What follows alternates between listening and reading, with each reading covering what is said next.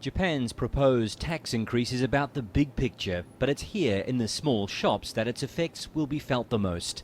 Even a 3% increase will be enough to make some stop and think before they take something from the shelves.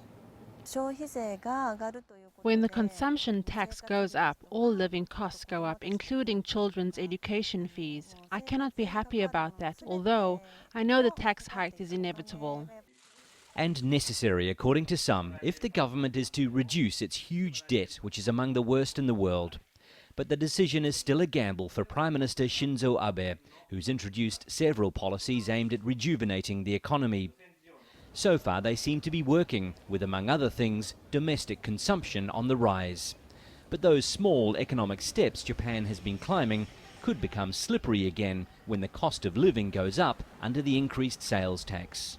What the government is doing is boosting consumption, is boosting investment right now, so that the impact of the tax hike will not be felt as much. It is very unlikely that the economy falls back into a recession.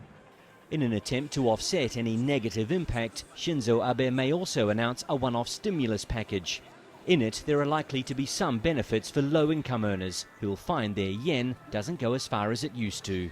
The plan will actually see the sales tax doubled. The first step is from 5 to 8%, which will come into effect in April. The second step will see an increase to 10% in 2 years. Even some who support the increase worry the government won't properly manage the pay rise it's about to give itself. The question is how they are going to increase the revenue from tax. They are talking about lowering the corporate tax again, but the government has always been too lenient towards businesses. I hope they can collect tax but still support the weak in society and pay for education and medical costs. Therein lies the challenge for a government which has to try to balance the books. Wayne Hay, Al Jazeera, Tokyo.